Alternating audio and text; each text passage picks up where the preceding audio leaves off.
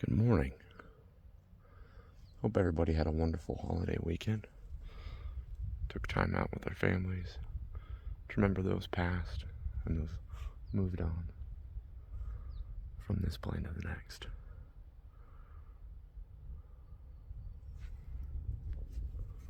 This morning we're going to do a 3-room pull to start the week out.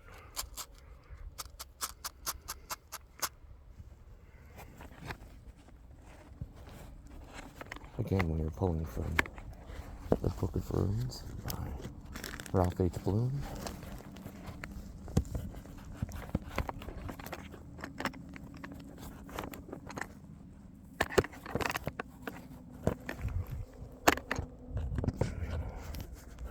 Get this situated on top of all the quartz we collected.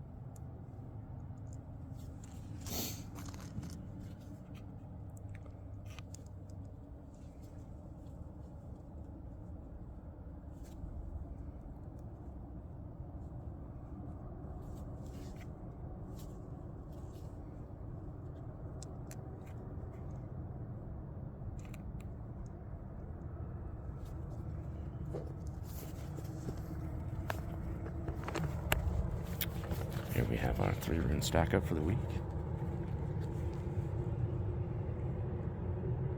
We have Nathis. We have Theresas, followed by Nathis, followed by Wanju.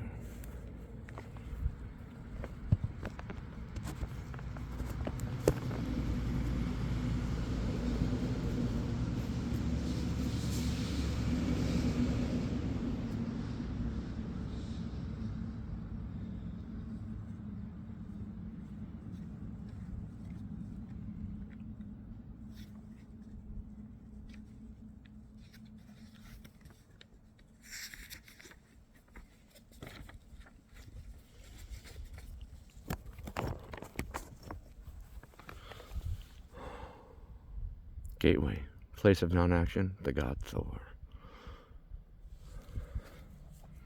With a gateway for its symbol, this rune indicates that there is work to be done both inside and outside yourself. Theresas represents the frontier between heaven and the mundane. Arriving here is a recognition of your readiness to contact the numinous, the divine, to illuminate your experience so that its meaning shines through its form. There is a rune of non-action, thus the gateway is not to be approached and passed through without contemplation. Here you are being confronted with a clear reflection of what is hidden in yourself, what must be exposed and examined before right action can be undertaken. This rune strengthens your ability to wait. Now is not a time to make decisions. Deep transformational forces are at work, and then this next to the last of cycle runes. Visualize yourself standing before a gateway on a hilltop. Your entire life lies out behind you and below. Before you step through the gateway, pause and review the past, the learning and the joys, the victories and the sorrows, everything it took to bring you here. Observe it all, bless it all, release it all. For it is in letting go of the past that you reclaim your power. Step through the gateway now.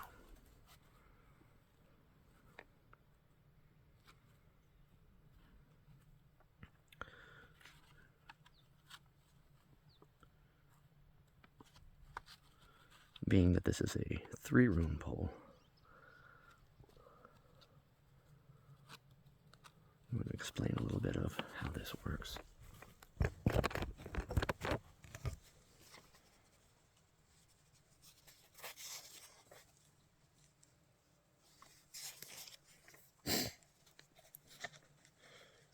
So the overview. This is the overview of the situation at hand. Next will be your challenge, and the last will be your action.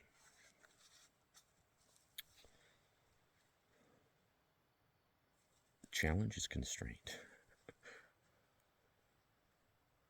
These are always one of my favorites. The 5 rooms are also one of my favorites.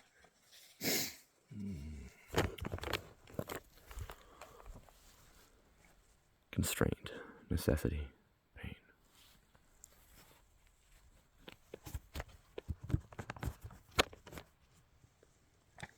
The necessity of learning to deal with severe constraint is a lesson of Matthews.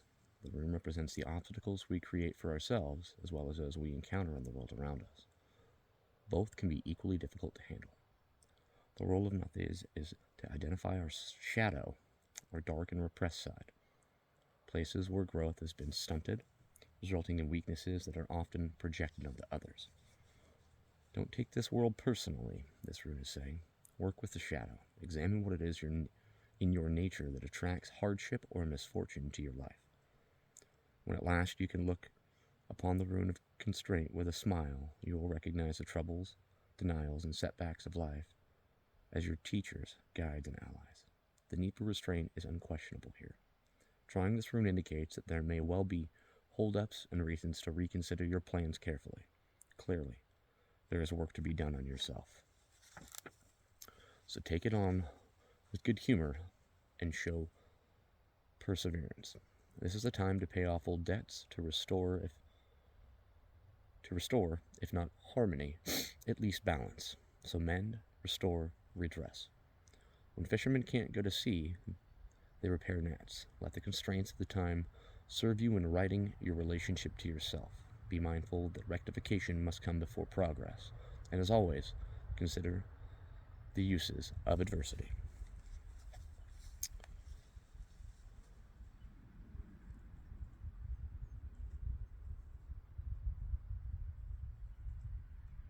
So that would be in your action place for the week.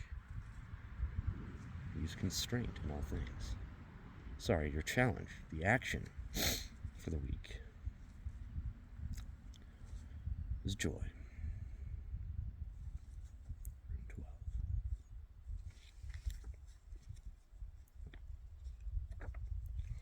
12. Wanju. This rune is a fruit-bearing branch. The term of travail is ending, and you have come to yourself in some regard. The shift that was due has occurred, and now you can freely receive Wanju's blessings, whether they be in material gain, in your emotional life, or in a heightened sense of your own well-being.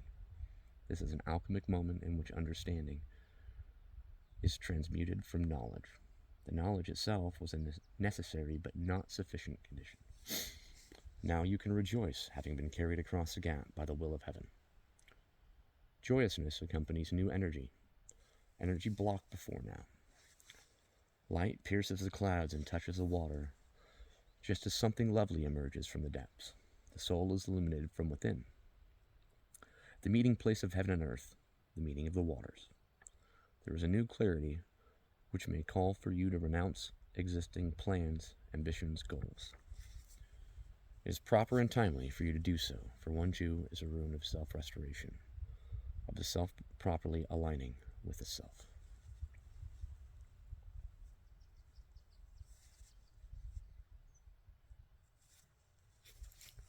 It's a beautiful pull for this week. These first videos get a little bit more buff.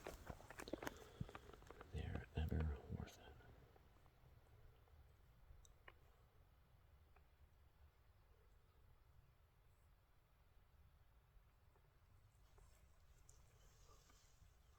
And the light pierces through the clouds as it hits the water.